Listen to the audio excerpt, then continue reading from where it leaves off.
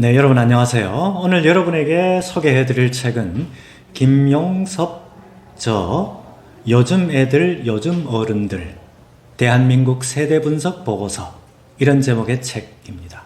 21세기 북스사에서 출판한 그런 책입니다. 최근 들어서 세대 관련한 책들이 주로 MZ세대 분석에 초점을 맞추고 있죠.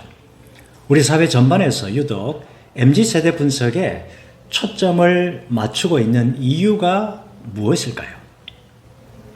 한 두 가지 정도로 생각해 볼 수 있는데요. 첫 번째로는 그거는 그만큼 MZ세대가 떠오르는 세대다.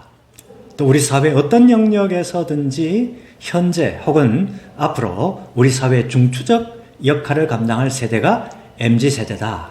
바로 이런 경향성 때문에 그런 것 같습니다. 일례로 우리나라의 정치 분야는 아주 보수적인 특징이 강하죠. 연령 차이를 매우 중시하는 경향이 있다는 말입니다. 그러나 이제 최근 들어서 우리나라의 이 정치 리더들 가운데서 젊은 세대가 여러 사람들이 등장하고 있는 그런 모습을 볼 수가 있습니다. 여야를 막론하고 30대에 속하는 MZ세대에 속하는 그러한 젊은이들이 정치 지형을 바꿀 정도로 떠오르는 세대가 되고 있는 그런 모습도 볼 수가 있죠. 자, 두 번째는 MZ세대에 초점을 맞추는 그 두 번째 이유는 MZ세대의 그 부모격에 해당되는 베이비붐 세대, 5, 60대겠죠? 그리고 X세대, 40대 연령층. 그 베이비붐 세대와 X세대가 자신들의 상식과 경험으로는 도저히 그들 자녀 세대라 할 수 있는 MZ세대를 이해할 수가 없기 때문이라고도 할 수가 있겠습니다. 그 모양을 볼 때는 부모 세대와 비슷하죠. 그러나 MZ세대의 사고방식과 가치관, 또 세상을 바라보는 관점, 이것은 부모 세대와는 완전히 다른 시각을 갖고 있죠. 자, 그래서 부모가 볼 때는 이 MZ세대가 외계인으로 보일 수밖에 없다. 자, 서로 다른 시대적 배경에서 서로 다른 세계를 살아왔기 때문에 그런 걸로 보입니다. 자, 그런 점에서 각 세대가 서로 다른 세대를 이해하려고 하는 그런 노력, 이것은 가족 구성원 사이의 소통을 위해서뿐만 아니라 개인이 속해 있는 크고 작은 그런 기관과 공동체, 그리고 우리 사회의 통합을 위해서도 아주 중요한 문제가 아닐 수가 없습니다. 최근 들어서 세대 분석 관련 도서들이 MZ세대, 중장년, 노년 이렇게 특정 세대의 배경과 특징에 초점을 맞추고 있습니다.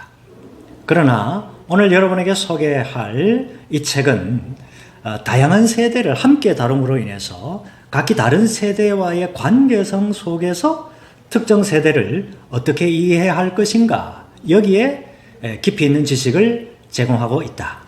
이게 이 책의 특징이라고 하겠죠. 큰 틀에서 저자는 기본적인 그 세대 분석에 나타난 특징을 염두에 두고 요즘 애들, 요즘 어른들이라고 하는 보다 대중 친화적인 용어를 사용해서 각 세대 분석을 시도합니다.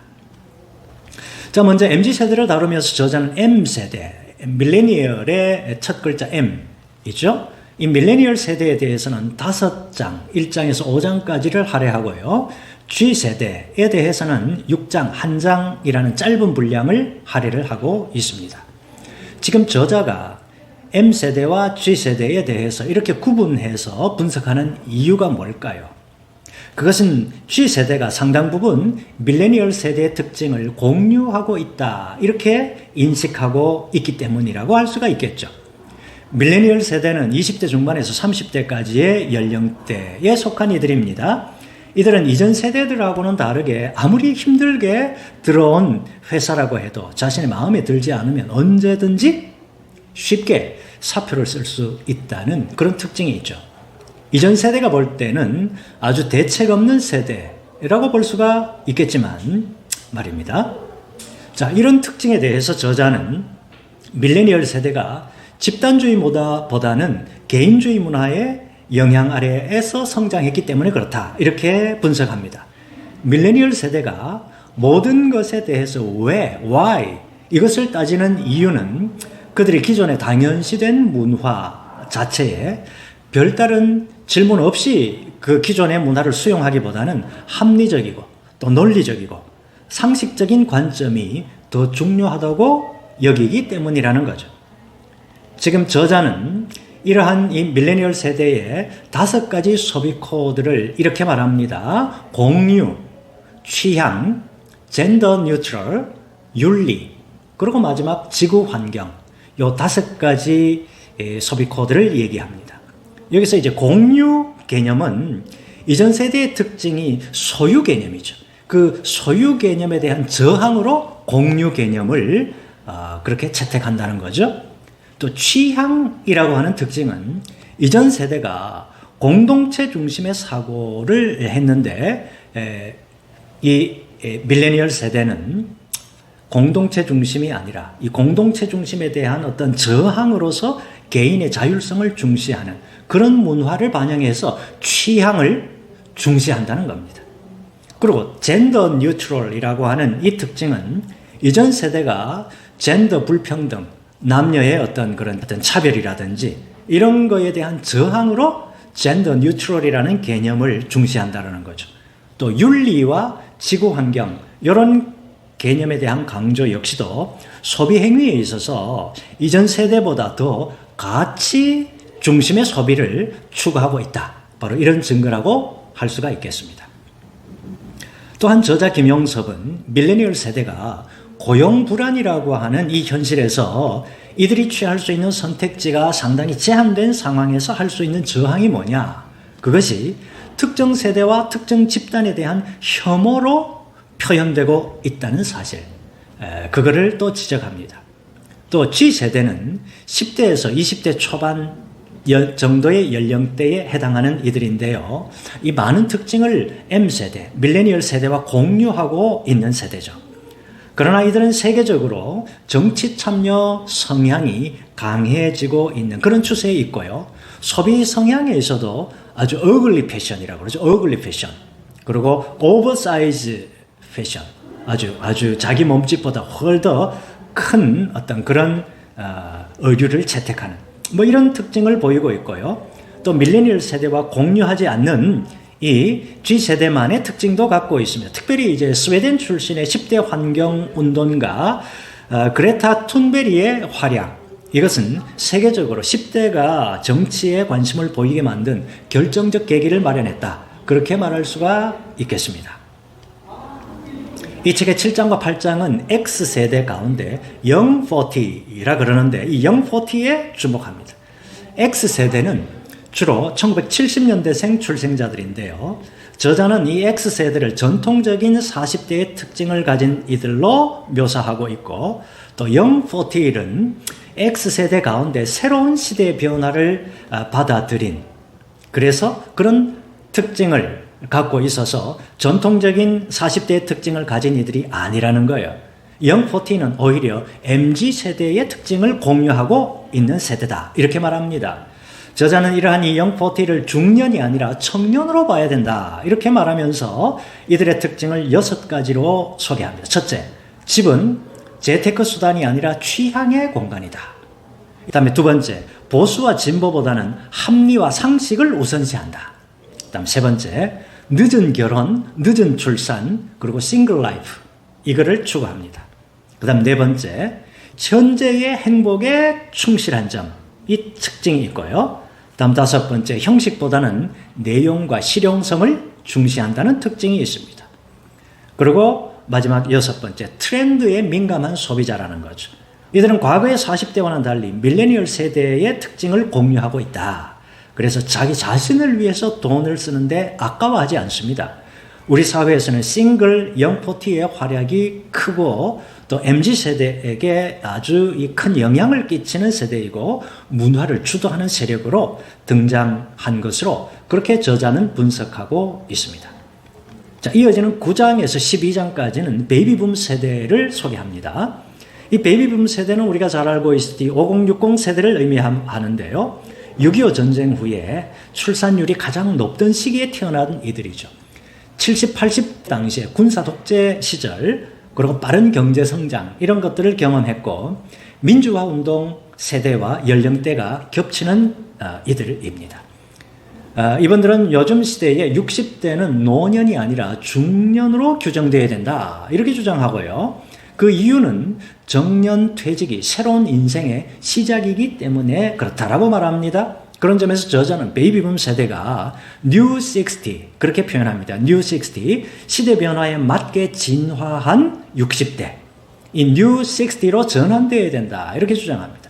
세대에 대한 이 전통적인 이해를 넘어서는 저자의 이런 세대 이해 이것은 과거와는 다른 모습의 현 시대 베이비붐 세대를 고려하면 세대 이해에 대한 아주 설득력 있는 분석으로 그렇게 우리가 받아들일 수가 있습니다. 저자는 지금 이런 분석을 기초로 해서 10장과 11장에서 베이비붐 세대 가운데서 유독 태극기 부대와 꼰대 이 부류에 속한 이들이 많은 이유에 대해서 아주 자세히 설명하고 있습니다. 그 분석의 핵심 내용이 뭐냐? 그것은 베이비붐 세대가 변화된 세상에 적응하려고 하는 의지가 부족하기 때문이다. 다시 말해서 과거 자신들의 경험을 중심으로 세상을 바라보던 그런 관점에 매몰되어 있기 때문에 그렇다. 이렇게 말합니다. 한편으로 이런 분석은 베이비붐 세대 가운데 어떤 이들은 동의하기 어렵다고 말할 수 있겠지만 다른 한편으로는 솔직히 동의할 수밖에 없는 솔직히 그런 측면도 있는 걸로 보입니다. 마지막 12장에서 저자는 최근 들어서 세대 갈등이 점점 커지는 이유가 뭐냐? 그것은 서로의 다름을 인정하지 않고 기존의 전통 보수만을 고집하기 때문이다. 이렇게 꼬집습니다.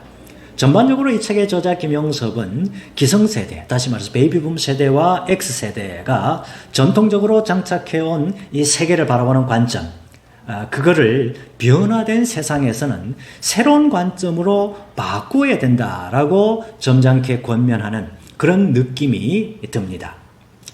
제가 볼 때 이 본서가 이 베이비붐 세대와 X세대에 속한 이들이 반드시 읽어보아야 할 필독서가 아닌가 그렇게 추천하고 싶습니다.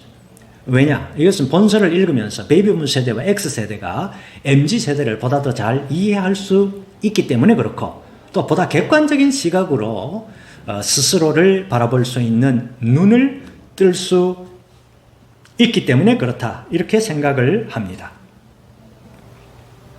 결국 본서에서 저자는 변화하는 시대에 각 세대 간 갈등을 최소화하기 위해서는 각 세대가 자기가 아닌 다른 세대의 배경에 대해서 알 필요가 있지만 더 중요한 게 있다. 그거 뭐냐? 그것은 기성세대가 평생 동안 삶의 표준으로 간직해온 기존 전통의 고수 이거를 좀 탈피해야 된다. 이렇게 은연중 촉구하고 있습니다.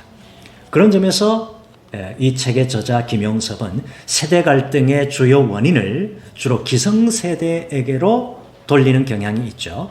물론 그런 경향이 있기는 하지만 동시에 세대 갈등을 최소화하기 위해서는 MZ세대의 노력 또한 필요하다는 점도 조금 더 강조했으면 어떨까 이런 생각도 해보았습니다. 물론 긍정적으로 보자면 저자가 본서에서 베이비붐 세대와 X세대의 배경과 특징을 아주 자세히 소개하고 있어서 본서를 접하는 이 MZ세대에는 이런 내용을 접함으로 인해서 자연스럽게 자기들이 생각하는 그 기성세대에 대한 이해도를 높일 수 있을 거다. 그렇게 보여집니다. 어떤 사람은 제가 이렇게 세대 갈등 해소를 위한 이 MZ세대의 노력이 본서에서 좀 더 강조되었으면 이렇게 제가 말하는 이 사실 자체가 곧 제가 꼰대, 너 꼰대 아니야? 이렇게 꼰대임을 자인하는 그런 증거라고 말할지도 모르겠습니다. 그러나 세대 갈등이라고 하는 것은 어느 한쪽 세대의 노력만으로는 이게 해소될 수가 없겠죠. 양쪽 세대 모두가 서로를 이해하려고 하는 그런 노력에서 가능하다는 그 사실, 그거를 기억할 필요가 있겠죠. 자, 그럼에도 불구하고 기성세대는 오늘 이 책을 통해서 자신들과는 다른 어떻게 보면 좀 별종으로 여겨지는 MZ세대가 왜 자신들의 사고방식과 자신들의 가치관과 삶의 방식과 다른지에 대해서 그것을 이해하는데 상당한 도움을 뭐를 통해서? 이 책을 통해서 상당한 도움을 받을 수 있을 거라 그렇게 확신을 합니다. 이제 여러분 우리나라뿐만 아니라 전 세계가 4차 산업혁명 시대로 진입했다. 이렇게들 말하죠. 또한 코로나 사태로 인해서 그런 변화의 속도가 점점 더 빨라지고 있습니다. 우리 모두가 이런 급변하는 세상에 던져진 존재다. 이런 사실을 우리가 감안하면 누구든지 기존의 생존 방식을 현 시대에 맞게끔 수정해야 변화된 세상에서 그 생존을 지탱할 수가 있다라고 하는 주장이 보다 설득력을 얻고 있는 걸로 보입니다. 자, 소비자를 대상으로 제품을 판매하는 기업들하고는 다르게 그동안 한국교회 내에서는 심각한 세대 갈등 문제를 지속적으로 경험해 왔습니다. 그럼에도 불구하고 상대적으로 이 이슈에 대해서, 세대 갈등 이슈에 대해서 깊이 있는 연구, 깊이 있는 논의는 교회 내에서 좀 부족했던 걸로 보입니다.